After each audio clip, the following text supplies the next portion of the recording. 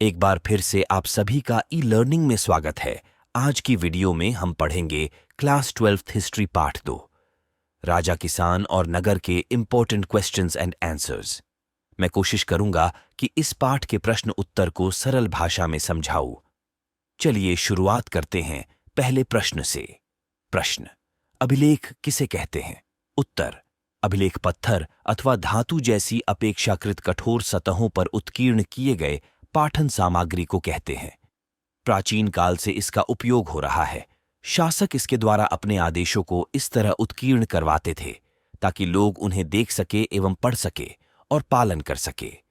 किसी पत्थर, मिट्टी के बर्तन या धातु पर खुदे हुए लेखों को अभिलेख कहा जाता है। प्रश्न: अशोक के सिंह शीर्ष को आज क्यों महत्वपूर्ण माना जाता है? उत्तर: इस चारों सिंहों के ऊपर भगवान बुद्ध का 32 तीलियों वाला धम्म चक्र विद्यमान था, जो आज उसके ऊपर स्थापित नहीं है। वह सारनाथ संग्रहालय में प्रवेश करने के स्थान पर ही एक हॉल में सुरक्षित रखा गया है। प्रश्न: भारत के राजनीतिक और आर्थिक इतिहास को समझने के लिए अभिलेखीय साक्ष्यों की सीमाओं की परख कीजिए। उत्तर: पहले के छोटे राज्यों के विपरीत मौर्य साम्राज्य की स्थापना सरकार के एक नए रूप में हुई, जो कि एक केंद्रीकृत साम्राज्य था। मौर्य साम्राज्य आदिवासी गणराज्यों पर एक राजनीतिक प्रणाली के रूप में राजशाही की विजय का संकेत देता है। एडिट्स के साथ संयोजन में अर्थशास्त्र का एक अध्ययन प्रशासनिक संरचना के बारे में जानकारी प्रदान करता है। संरचना के केंद्र में राजा था, जो कानूनों को लागू करने की शक्ति रखता था। कौटिल्य राजा को धर्म का प्रचार करने की सलाह देता है, जब सामाजिक व्यवस्था वर्णों और आश्रमों, जीवन के चरणों पर आधारित होती है। प्रश्न: भारतीय इतिहास में सिक्कों के महत्व पर प्रकाश डालिए। उत्तर: सिक्कों से वर्तमान समय की सामाजिक, आर्थिक, राजनैतिक तथा विशेषकर धार्मिक अवस्था पर प्रकाश पड़ता है। सिक्कों पर उत्कीर्ण लेखों में किसी विशेष घटना का उल्लेख नहीं मिलता, लेकिन उन पर खुदे चिन्हों के आधार पर धर्म की अनेक बातें स्पष्ट हो जाती हैं। प्रश्न: मौर्य काल के नगर एवं व्यापार के बारे में आप क्या जानते हैं? स्पष्ट कीजिए। उत्तर: मौर्यकालीन अर्थव्यवस्था, मौर्यन इकोनॉमी। आर्थिक दृष्टि से मौर्य काल को बहुमुखी प्रगति का युग कह सकते हैं। इस काल में न केवल कृषि उत्पादन में वृद्धि हुई, बल्कि उद्योग, पशुपालन व्यवसाय, खनिज उत्खनन एवं व्यापार में भी अतीव प्रगति हुई। लोहे के अधिक उपयोग के कारण तकनीकी आधार मिला। प्रश्न: आपके अनुसार प्राचीन भारतीय इतिहास में मौर्य समाज किस प्रकार महत्वपूर्ण था? उत्तर: 316 ईसा पूर्व तक मौर्य वंश ने पूरे उत्तरी पश्चिमी भारत पर अधिकार कर लिया था। चक्रवर्ती सम्राट अशोक के राज्य में मौर्य वंश का वृहद स्तर पर विस्तार हुआ। सम्राट अशोक के कारण ही मौर्य साम्राज्य सबसे महान एवं शक्तिशाली बनकर विश्व भर में प्रसिद्ध हुआ। प्रश्न: प्रशस्तियों से गुप्त शासकों की तथ्यात्मक जानकारी किस प्रकार मिलती है?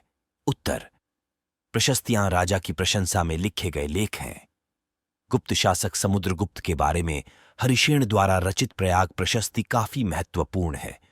इससे हमें पता चलता है कि समुद्रगुप्त सबसे शक्तिशाली गुप्त सम्राट था। प्रश्न: तमिलकम से क्या अभिप्राय है? मौर्यकालीन तमिलकम में उदय होने वाली 3 सरदारियों, चीफडम्स के नाम बताओ। इनकी एक विशेषता भी बताओ। उत्तर: तमिलकम से अभिप्राय उपमहाद्वीप के दक्कन तथा उससे दक्षिण के क्षेत्र से है। इसमें तमिलनाडु, आंध्र प्रदेश तथा केरल राज्य के कुछ भाग शामिल हैं। मौर्यकालीन तमिलकम में चोल, चेर तथा पांडेय आदि सरदारियों का उदय हुआ। ये राज्य बहुत ही समृद्ध तथा स्थायी सिद्ध हुए। प्रश्न: मनुस्मृति क्या है? इसमें राजा को क्या सलाह दी गई है? उत्तर: मनुस्मृति आरंभिक भारत का सबसे प्रसिद्ध विधि ग्रंथ है। यह संस्कृत भाषा में है, जिसकी रचना 200 ईसा पूर्व से 200 ईसा के बीच हुई थी। इसमें राजा को सलाह दी गई कि भूमि विवादों से बचने के लिए सीमाओं की गुप्त पहचान बनाकर रखनी चाहिए। इसके लिए सीमाओं पर भूमि में ऐसी वस्तु दबाकर रखनी चाहिए जो समय के साथ नष्ट न हो। प्रश्न: उत्तरी कृष्ण मार्जित पात्र, नॉर्दर्न ब्लैक पॉलिश्ड वेयर क्या है? उत्तर: हड़प्पा शहरों को छोड़कर कुछ किलेबंद नगरों से विभिन्न प्रकार के पुरावशेष प्राप्त हुए हैं। इनमें उच्च कोटि के मिट्टी के कटोरे तथा थालियां शामिल हैं जिन पर चमकदार कलई चढ़ी है। इन्हीं पात्रों को उत्तरी कृष्ण मार्जित पात्र कहा जाता है। इनका उपयोग संभवतः धनी लोग करते थे। प्रश्न, दानात्मक अभिलेख क्या हैं? उत्तर, दानात्मक अभिलेख दूसरी शताब्दी ईसा के छोटे छोटे अभिलेख हैं जो विभिन्न नगरों से मिले हैं। इनमें धार्मिक संस्थाओं को दिए गए दान का विवरण है। इनमें दान देने वाले व्यक्ति के नाम के साथ साथ उसके व्यवसाय का भी उल्लेख किया गया है। इनमें नगरों में रहने वाले विभिन्न शिल्पियों, अधिकारियों, व्यापारियों तथा राजाओं का विवरण मिलता है। प्रश्न, आहत सिक्के कब और किसने जारी किए? ये किस धातु के बने हुए थे? उनका एक महत्व भी बताओ। उत्तर, आहत सिक्के 6ठी शताब्दी ईस पूर्व के राजाओं ने जारी किए। यह भी संभव है कि व्यापारियों तथा कुछ धनी लोगों ने भी इस प्रकार के सिक्के जारी किए हों। ये सिक्के चांदी तथा तांबे के बने हुए थे। इन सिक्कों पर प्रतीकों को आहत करके बनाया जाता था। सिक्कों के प्रचलन से व्यापार के लिए विनिमय काफी सरल हो गया। प्रश्न, पाटलिपुत्र नगर किस प्रकार विकसित हुआ था? उत्तर, पाटलिपुत्र नगर पाटलिग्राम नामक एक गांव से विकसित हुआ था। 5वीं शताब्दी ईसा पूर्व में मगध के शासकों ने अपनी राजधानी राजगाह से हटाकर इस बस्ती में लाने का निर्णय किया और इसका नाम बदल दिया। 4ठी शताब्दी ईसा पूर्व तक आते आते ये मौर्य साम्राज्य की राजधानी बन गया। उस समय यह नगर एशिया के सबसे बड़े नगरों में से एक था। प्रश्न, पेरिप्लस ऑफ एरिशियन सी का लेखक कौन है? उसने विभिन्न प्रकार की वस्तुओं की सूची क्यों तैयार की थी? उत्तर, पेरिप्लस ऑफ एरिथ्रियन सी का लेखक एक यूनानी समुद्री यात्री था। उसने समुद्र द्वारा होने वाले विदेशी व्यापार को दर्शाने के लिए विभिन्न प्रकार की वस्तुओं की सूची तैयार की थी। वह यह दर्शाना चाहता था कि भारत से काली मिर्च तथा दालचीनी जैसे गर्म मसाले निर्यात किए जाते थे। इसके बदले में भारत में बहुमूल्य वस्तुएं, पुखराज, मंगे, हीरे आदि आयात किए जाते थे। प्रश्न, आरंभिक भारतीय इतिहास में 6ठी शताब्दी ईपू को एक महत्वपूर्ण काल क्यों माना जाता है? उत्तर, आरंभिक भारतीय इतिहास में 6ठी शताब्दी ईसा पूर्व को एक महत्वपूर्ण परिवर्तनकारी काल माना जाता है। इस काल को प्रायः आरंभिक राज्यों, नगरों, लोहे के बढ़ते प्रयोग और सिक्कों के विकास के साथ जोड़ा जाता है। इसी काल में बौद्ध तथा जैन धर्म सहित विभिन्न दार्शनिक विचारधाराओं का विकास हुआ है। प्रश्न, महाजनपद से आप क्या समझते हैं? उत्तर, उत्तर वैदिक काल में जिस क्षेत्रीय राज्यों के उदय की प्रक्रिया आरंभ हुई थी वह 6ठी सदी ईसा पूर्व तक आते आते बड़े राज्यों में बदल गई।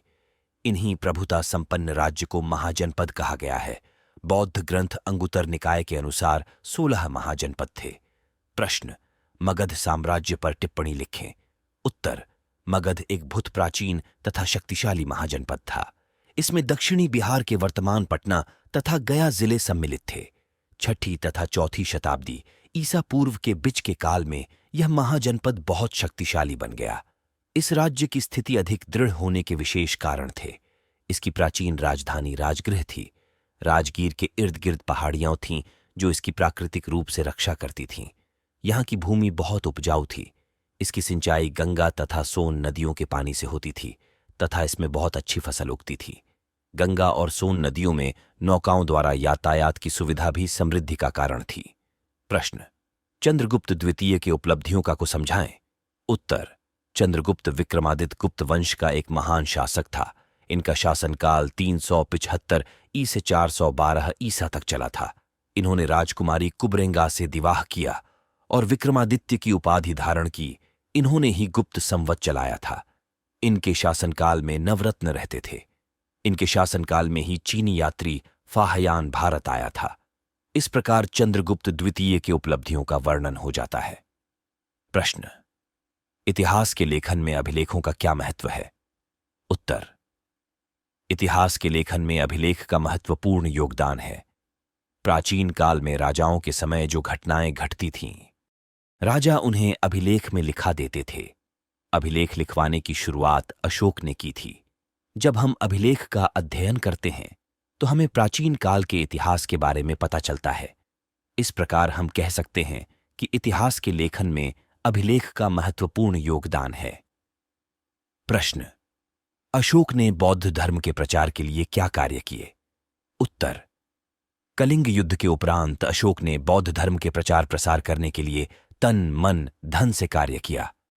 अशोक ने महात्मा बुद्ध से संबंधित तीर्थ स्थानों लुम्बिनी, कपिलवस्तु, गया, कुशीनगर तथा श्रावस्ती की यात्राएं की और जिन सिद्धांतों का प्रचार किया उनका पालन स्वयं भी किया। अशोक ने बौद्ध धर्म के नियमों को शिलाओं, स्तंभ, गुफाओं पर खुदताया। उसने अनेक स्तूप बनवाए। उसने बांध शिक्षाओं को आर्थिक सहायता दी।